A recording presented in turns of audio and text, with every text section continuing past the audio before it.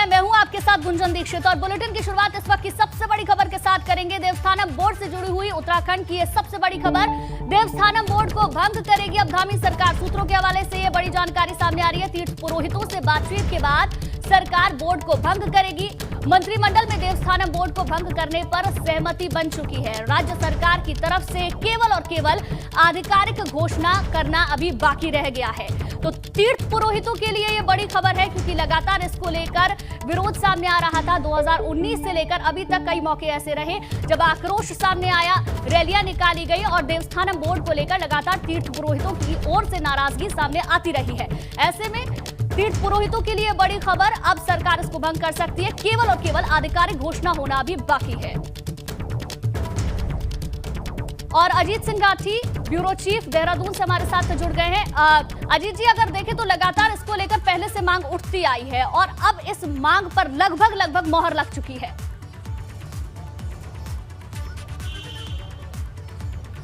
बिल्कुल गुंजन, आपने सही कहा। जो भरोसेमंद सूत्र इस बात का दावा कर रहे हैं कि आज कल में या एक दो दिन में किसी भी दिन सरकार इस बात की घोषणा कर सकती है कि देवस्थानम बोर्ड को भंग कर दिया जाए। पिछले 2 साल से इसको लेकर पंडित पुरोहित और तमाम जो पुजारी हैं, वो पूरा समुदाय इसके विरोध में आंदोलन कर रहा है। और उसको चारों धाम जब यात्रा चल रही थी तब भी आंदोलन चल रहे थे, अभी भी आंदोलन है। प्रधानमंत्री के दौरे से पहले केदारनाथ में भी आंदोलन हुआ। तो इस बात को लेकर के सरकार ने, जब धामी मुख्यमंत्री बने पुष्कर सिंह धामी, उन्होंने पूर्व राज्यसभा सदस्य मनोहर कांत ध्यानी की अध्यक्षता में एक कमेटी का गठन किया था। उसने भी अध्ययन करके एक 89 पन्नों की रिपोर्ट कल मुख्यमंत्री को सौंप दी है। और इसके अलावा एक और मंत्रिमंडलीय उप समिति की समिति गठित की गई थी 2 दिन पहले, उसने भी आज एक अपनी रिपोर्ट मुख्यमंत्री को सौंप दी है। और दोनों ही रिपोर्ट, जैसा सूत्र बता रहे हैं कि वो दोनों रिपोर्ट में एक अनुशंसा इस बात की, एक सिफारिश इस बात की गई है कि देवस्थानम बोर्ड को भंग कर दिया जाए। अब चूंकि मंत्रियों के साथ अनौपचारिक बातचीत में मुख्यमंत्री और प्रदेश अध्यक्ष जो मदन कौशिक हैं, पूरे संगठन को भरोसे में लेकर मुख्यमंत्री इस नतीजे पर पहुंच चुके हैं कि देवस्थानम बोर्ड को भंग करना ये उचित होगा। चूंकि सरकार चुनाव से पहले ऐसा कोई भी मामला यहाँ पर जिंदा नहीं रखना चाहती जो उनके सामने चुनाव में खड़ा हो जाए। और विपक्षी चूंकि विपक्ष की जो दल हैं, कांग्रेस और आम आदमी पार्टी, वो लगातार आक्रामक तरीके से इस देवस्थानम के मुद्दे पर सरकार को घेरने की कोशिश भी कर रहे हैं और हर रोज वो आंदोलन आप बने रहिए हमारे साथ, आपके पास भी लौटेंगे आपके पास। सती जी, तीर्थ पुरोहित हमारे साथ जुड़ गए हैं, बहुत बहुत स्वागत। सबसे पहले तो एबीपी गंगा पर आपको क्या लगता है इस फैसले को लेकर, कितने खुश हैं? क्योंकि लगातार आपकी ओर से मांग की जा रही थी 2019 से लेकर, कई बार आप लोगों ने आक्रोश भी अपना जताया, अपनी नाराजगी भी जताई। अब लगभग इस पर मोहर लग चुकी है। सूत्रों के हवाले से जो जानकारी आ रही है, क्या कहिएगा? सबसे पहले तो मैं अपने चारों धाम बद्रीनाथ, केदारनाथ, गंगोत्री, यमुनोत्री के अलावा जो हमारे 47 ऐतिहासिक एवं पौराणिक महत्व के मंदिर हैं और जो इनसे जुड़े हुए तीर्थ पुरोहित हैं, हकूकदारी हैं और जो अन्य लोग हैं, पुजारी हैं, रावल हैं, उन सब की ओर से एबीपी गंगा की पूरी टीम को बहुत बहुत धन्यवाद ज्ञापित करता हूं कि आप लोगों के ने जो हमें सहयोग दिया उसके लिए मैं आभार व्यक्त करता हूं। यदि मीडिया हमारे साथ नहीं होता तो शायद हम इस मुकाम तक नहीं पहुंचते। और जिस तरह से आप कह रही हैं कि सरकार ने अपना मन बना लिया है और घोषणा कर सकती है वापस लेने की, तो यदि सरकार देर आए दुरुस्त आए, late is better than never. यदि सरकार जो है इस एक्ट को वापस लेती है और या सरकार को अब 2 साल बाद यह पता चल गया है कि जो उन्होंने एक्ट बनाया है वो गलत है, तो ठीक है। क्योंकि सरकार के अंदर भी अभी ये सरकार भी नहीं समझ पाई है कि एक्चुअली इस एक्ट को बनाने के पीछे उसका क्या उद्देश्य था और क्या वो हुआ है। पिछले 2 सालों की यदि हम बात करें तो कुछ भी उपलब्धि देवस्थानम बोर्ड के खाते में नहीं रही है। तो शायद ये होमवर्क तो सरकार ने भी किया होगा, भाजपा संगठन ने भी किया होगा, तभी इस निष्कर्ष पे पहुंचे होंगे। जी गुंजन। सती जी, इससे पहले भी हमने देखा था कि आप लोगों की बातचीत भी हुई थी सरकार से और उस दौरान आपको आश्वासन भी दिया गया था। फिर उसके बाद हमने देखा कि 30 अक्टूबर तक ये दावा किया जा रहा था कि इस पर मोहर लग जाएगी, लेकिन ऐसा हो नहीं पाया, जिसके बाद एक बार फिर से विरोध के स्वर सुनाई दिए। लेकिन अब मंत्रिमंडल में देवस्थानम बोर्ड को भंग करने पर सहमति बन गई है। तो क्या अब आप उम्मीद कर रहे हैं कि अब इसकी आधिकारिक घोषणा भी हो जाएगी और लगभग इस पर मोहर लग जाएगी, जो मांग आपकी थी वो पूरी हो जाएगी? हमें तो ये शायद आप ही के चैनल के माध्यम से ये शुभ सूचना मिले। तो अगर सरकार इस तरफ आगे बढ़ रही है तो फिर सरकार का स्वागत योग्य कदम है। लेकिन आपके चैनल के माध्यम से मैं एक बात बताना चाहता हूं कि जो नवनियुक्त मुख्यमंत्री है पुष्कर सिंह धामी, इनका जो है इसको लेकर हमेशा सकारात्मक एक सोच रही है। इसके अलावा अनिल बलौनी जी या चाहे सांसद अजय भट्ट जी हो या अन्य भी मंत्री कैबिनेट के हरक सिंह जी हो, इन सब ने जब भी हम इनसे मिले तो इन्होंने हमें हमेशा ही आश्वासन दिया कि जो भी होगा तीर्थ पुरोहितों के हित में फैसला होगा। तो जी ठीक है सतीश जी, बहुत बहुत शुक्रिया हमारे साथ जुड़ने के लिए। तो कहीं ना कहीं ये भी समझने की जरूरत है, देखिए चुनाव नजदीक है, ऐसे में सरकार कोई भी ऐसा कदम नहीं उठाना चाहती है जिससे कि आने वाले वक्त में परेशानी उठानी पड़ जाए। अजीत जी लगातार हमारे साथ बने हुए हैं। अजीत जी, अगर देखें तो इसको कहीं ना कहीं चुनाव से जोड़ के देखने की भी जरूरत है। बहुत जल्द चुनाव होने वाले हैं, मांग तो देखिए 2019 से ही की जा रही थी, लेकिन इस वक्त में जब चुनाव में बहुत कम वक्त बचा है, उससे पहले ये फैसला लेना, इसको किस तौर पर आप देखते हैं? गुंजन, देखिए हम इस तौर पर इसको देखना पड़ेगा, नजरिया है चुनाव का, और चूंकि सरकार के सामने कोई दूसरा विकल्प नहीं बचा है। जो दूसरे मुख्य विपक्षी दल हैं उन्होंने एकदम ऐलान कर दिया है कि अगर वो सत्ता में आते हैं तो वो इस देवस्थानम बोर्ड को भंग कर देंगे। पहला फैसला उनका वही होगा। तो सरकार भी, चूंकि जब त्रिवेंद्र सिंह रावत इस बात को लेकर एडमेंट थे कि ये देवस्थानम बोर्ड ऐतिहासिक फैसला है, इनको वापस नहीं लिया जाएगा। उसके बाद तीरथ सिंह रावत फैसला लेते तो उससे पहले उनकी कुर्सी चली गई, और अब पिछले 5 महीने से पुष्कर सिंह धामी यहाँ पर मुख्यमंत्री हैं। तो शुरू के दिन से जैसा अभी ये पुजारी जी सेमवाल जी बता रहे थे कि थोड़ा उनका जो रुख था वो पुरोहित समाज था, वो भी चाहते थे, लेकिन वो एक रायशुमारी करवाकर एक ग्राउंड ऐसा तैयार करना चाहते थे पुष्कर धामी, ताकि उनका मंत्रिमंडल का कोई सहयोगी, संगठन के पदाधिकारी, आम लोग, जो पार्टी के पुराने लोग हैं, उन सब की एक रायशुमारी करके उनके विचार लेना चाहते थे। इसलिए 2 अलग अलग कमेटियां बनाई गई थी। तो कमेटी तभी बनाई जाती है जब इसको भंग करने की स्थिति आ गई हो, और फिर पुष्कर सिंह धामी के सामने कोई विकल्प इस समय बचा नहीं है। वो नहीं करेंगे तो कांग्रेस करेगी, और उसका कांग्रेस लाभ लेने का चुनाव में पूरा एक प्रयास करेगी, पूरी उसकी कोशिश होगी, और उससे भारतीय जनता पार्टी को नुकसान हो सकता है। और नुकसान हो सकता है राजनीतिक तौर पर, उनके विश्लेषक भी मान रहे हैं। तभी तो सरकार इतना अभ्यास भी कर रही है, इतना मंथन भी कर रही है कि इस बोर्ड को भंग कर दिया जाए। और इसको आप बड़े परिप्रेक्ष्य में ऐसे देख सकते हैं गुंजन, जैसे कृषि कानून थे, कृषि कानूनों के बाद प्रधानमंत्री ने एक राष्ट्र के नाम संबोधन किया, उसके बाद उन्होंने कैबिनेट में फैसला लिया, आज उसको पार्लियामेंट में वो प्रोसेस जारी है उनकी निरस्त करने का। इसी तरह से ये भी, चूंकि विधानसभा से एक एक्ट पास हुआ था, इसमें भी मुख्यमंत्री आपको घोषणा करेंगे, फिर कैबिनेट में आएगा, और फिर जब विधानसभा का सत्र होगा तो उसमें इसका ये, चूंकि ये अपने आप में कानून है इस समय देवस्थानम बोर्ड, तो उस कानून को रद्द करने के लिए विधानसभा में बहुमत से इसको पास कराना होगा। तो एक प्रक्रिया होगी। लेकिन अगर मुख्यमंत्री प्रधानमंत्री की तरह कह देंगे कि हम इसको वापस ले रहे हैं तो नाराजगी दूर हो जाएगी। तो अब इस समय यही है, नजरिया एक ही है, वो है चुनाव का, और चुनाव में नफे नुकसान को दोनों पार्टियां बहुत तोलकर अपने तराजू में देख रही हैं, और उनका यही मानना है कि देवस्थानम बोर्ड से पब्लिक में भी, पंडा पुरोहित समाज में भी बहुत नाराजगी है, और इस नाराजगी को कौन कैस करता है ये बिल्कुल अजीत जी, सबसे बड़ी बात यही है, चाहे 3 कृषि कानून की बात कर लें या फिर देवस्थानम बोर्ड की बात कर लें, चुनाव नजदीक है, ऐसे में कोई भी गलती कोई भी राजनीतिक पार्टी इस वक्त करना नहीं चाहती है। बहुत बहुत शुक्रिया आपका हमारे साथ जुड़ने के लिए और तमाम बातचीत के लिए। चलिए आगे बढ़ते हैं। उत्तराखंड में बढ़ते कोरोना को लेकर अब अलर्ट भी जारी कर दिया गया है। सीएम धामी ने हाई लेवल मीटिंग बुलाई है। सीएम आवास पर आज शाम 5 बजे ये बैठक होनी है। बाहरी राज्यों से उत्तराखंड आने वाले लोगों के लिए कोविड नेगेटिव रिपोर्ट लाना जरूरी होगा। मुख्य सचिव SS संधू, डीजीपी अशोक कुमार जो आज बैठक होनी है उसमें शामिल होंगे। स्वास्थ्य विभाग के अधिकारी भी इस बैठक में मौजूद रहने वाले हैं। कोरोना के नए वेरिएंट को लेकर प्रदेश में अलर्ट लगातार जारी है। सभी डीएम को कोविड प्रोटोकॉल का पालन कराने के निर्देश भी दे दिए गए हैं। जिस तरीके से उत्तराखंड में मामले बढ़ते जा रहे हैं और बाकी के देशों से भी नए वेरिएंट की जानकारी सामने आ रही है। हमने देखा हाल ही में प्रधानमंत्री मोदी ने भी एक बैठक की थी, और वहीं उत्तराखंड की अगर बात कर लें तो उत्तराखंड में भी लगातार जो केसेस हैं बढ़ते जा रहे हैं। अब देखिए ग्राफिक्स के जरिए आपको बताते हैं किस तरीके से कोरोना के मरीजों की संख्या दिन पर दिन बढ़ती जा रही है। 28 नवंबर की बात करें तो 36 मामले थे, 27 नवंबर को 14 और 26 नवंबर को 13, यानी कि हर दिन 26 से 27 में देखें तो सिर्फ एक ही केस बढ़ा, लेकिन उसके बाद 28 नवंबर को एक दिन बाद ही जस्ट डबल केसेस हो गए हैं। ऐसे में सरकार को भी ध्यान देने की जरूरत है, जिला प्रशासन को भी इस तरफ ध्यान देने की जरूरत है कि जनता को किस तरीके से समझाना है, क्योंकि कहीं ना कहीं लोगों की लापरवाही भी अब धीरे धीरे सामने आ रही है। लोगों को भी जागरूक करना होगा और व्यवस्था भी उस तरीके से बनानी होगी जिससे कि कोरोना के मरीज ना बढ़े। उसको लेकर हम बहुत सजग हैं और आज शाम को ही हम एक बड़ी बैठक उसमें करने वाले हैं। हमने सभी को निर्देश दिए हैं कि इस पर किसी प्रकार की कोई कोताही न बरती जाए।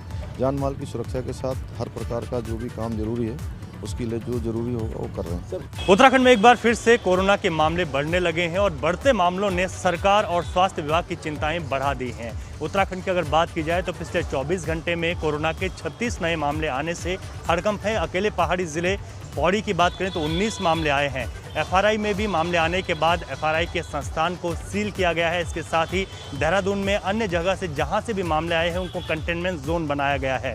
एक बार फिर से कोविड की बढ़ती संख्या ने प्रदेश सरकार के लिए भी मुसीबतें खड़ी कर दी हैं। हालांकि सरकार जैसे ही मामलों में इजाफा हो रहा है बिल्कुल चौकन्नी नजर आ रही है। मुख्यमंत्री पुष्कर सिंह धामी शाम 5 बजे एक हाई लेवल कमेटी की बैठक कोरोना को लेकर करेंगे, जिसमें स्वास्थ्य विभाग के तमाम अधिकारी और प्रदेशों से जिला अधिकारी मौजूद रहेंगे।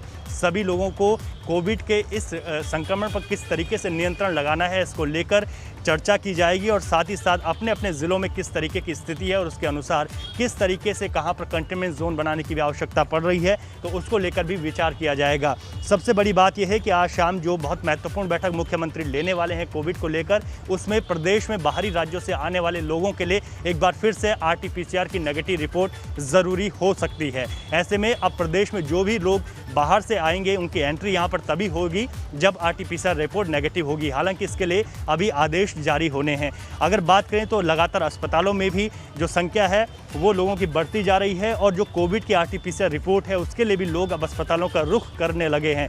जो भी लोग कोविड पॉजिटिव आए हैं उनके संपर्क में अन्य लोगों की भी कॉन्टैक्ट ट्रेसिंग का काम शुरू हो गया है। ऐसे में जिस तरीके से कोरोना रिटर्न्स एक बार फिर से उत्तराखंड में देखने को मिल रहा है, ये हालात आगे खराब ना हो इसको लेकर सरकार चिंतित नजर आ रही है और जो स्वास्थ्य विभाग के लगातार अधिकारी हैं वो आपस में समन्वय बनाए हुए हैं कि किस तरीके से प्रत्येक जिलों पर निगरानी रखी जा सके। अभी प्रदेश में जो कंटेनमेंट जोन बने हैं उन पर भी लगातार मॉनिटरिंग की जा रही है। शाम को 5 बजे मुख्यमंत्री एक हाई लेवल कमेटी की बैठक करेंगे जिसमें प्रदेश में किस तरीके की SOP जारी की जानी है इसको लेकर भी अगले आदेश जारी हो सकते हैं। अपने सहयोगी निशांत चौहान के साथ रवि कैंतुरा, ABP गंगा, देहरादून। और अजीत सिंह राठी ब्यूरो चीफ है हमारे हमारे साथ बने हुए हैं। अजीत जी, अगर देखें तो कोरोना को लेकर जिस तरीके से उत्तराखंड में मामले बढ़ रहे हैं उसको लेकर सरकार भी चिंता जता रही है और इसके चलते आज एक बड़ी बैठक भी होने वाली है। गुंजन, जैसे देखिए अभी रवि कैंतुरा जो हमारे सहयोगी हैं उन्होंने बहुत तफसील से ये सारी चीज़ें बताई हैं और आज जो शाम को मुख्यमंत्री की हाई लेवल एक कमेटी की बैठक होने वाली है उसमें मुख्य सचिव, DGP और हेल्थ डिपार्टमेंट पूरा का पूरा जो उनके प्रिंसिपल सेक्रेटरी हैं, मुख्यमंत्री के प्रमुख सचिव और पूरे जितना भी एक सिस्टम है वो पूरा उस बैठक में शामिल होगा। जिला अधिकारियों को भी वीडियो कॉन्फ्रेंसिंग के माध्यम से उस बैठक में जोड़ा जाएगा और आज मुझे लगता है कि शाम को जब वो बैठक खत्म होगी तो कुछ प्रतिबंध आज लागू हो सकते हैं। जैसे राज्य में आने वालों के लिए अलग से एक जांच की व्यवस्था की जाएगी या जिनको 2 टीके लग चुके हैं वही एंटर करेंगे या जैसी भी एक कोरोना से बचाव की व्यवस्था होनी है। लेकिन इस मीटिंग में वाकई ये चिंतनीय मामला है और उत्तराखंड पहले ही बहुत सारी चीज़ें भुगत चुका है। हेल्थ सिस्टम यहाँ का वैसे ही बहुत वेंटिलेटर पर रहता है। पिछले कोरोना काल में 2 सालों में उत्तराखंड ने बहुत बड़ा नुकसान झेला है और पहाड़ के रिमोट में जहाँ स्वास्थ्य की बहुत ज़्यादा व्यवस्थाएं नहीं है तो सरकार को इस बात को लेकर के चिंता हो रही है कि पिछली तरह की स्थिति इस बार ना हो जाए और खुदा न खास्ता अगर ऐसी स्थिति बनती है जो पिछली बार आई है 2 सालों में तो बहुत मुश्किल हो जाएगा। तो इसीलिए एहतियातन तौर पर आप पहले ही सरकार इतने प्रतिबंध स्थापित कर देगी, इतने प्रतिबंध यहाँ पर राज्य में लगा देगी। जो पुराने कानून हैं जो कोरोना को लेकर बनाए गए थे, जो रेगुलेशंस बनाए गए थे, उन सबको आज हो सकता है लागू कर दिया जाए और कल से आप राज्य में एक बदला हुआ स्वरूप देखें, लोगों के मूवमेंट में, लोगों की भीड़ पर, आयोजन में, तमाम जरूरत भी नजर आती है। और देखना ये होगा कि आज जब जो बैठक होगी, बैठक के बाद फैसले क्या लिए जाते हैं, क्या अलग अलग एरिया को कंटेनमेंट जोन बना दिया जाता है, किस तरीके से सख्ती की जाएगी, क्या नियम बनाए जाएंगे, देखने वाली बात होगी। बहुत बहुत शुक्रिया आपका हमारे साथ जुड़ने के लिए और तमाम जानकारी के लिए। चलिए आगे बढ़ते हैं। कोरोना मामलों को लेकर स्वास्थ्य विभाग लगातार नजर बनाए हुए है। प्रदेश में कंटेनमेंट जोन बनाए गए हैं और लगातार मॉनिटरिंग की जा रही है। CMO और जिला अधिकारी को अपने अपने जिलों में विशेष एहतियात बरतने के लिए कहा गया है।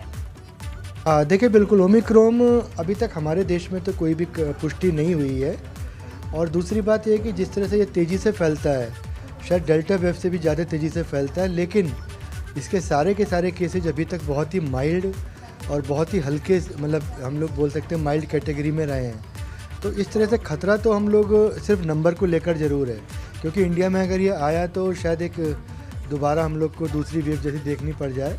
लेकिन इस बीच में इंडिया ने बहुत अच्छा काम किया है, जैसे कि वैक्सीनेशन लगभग 80% से ज़्यादा लोगों का पहली डोज लग चुकी है और दूसरी डोज भी 50% के आसपास पहुंचने वाले हैं हम लोग। और अब सीधे कुशीनगर चलते हैं, जहां पर सामूहिक विवाह कार्यक्रम में मुख्यमंत्री पहुंचे। सभी आपके साथ में यहाँ पर खड़े हों, इससे बड़ा भव्य आयोजन दूसरा नहीं हो सकता।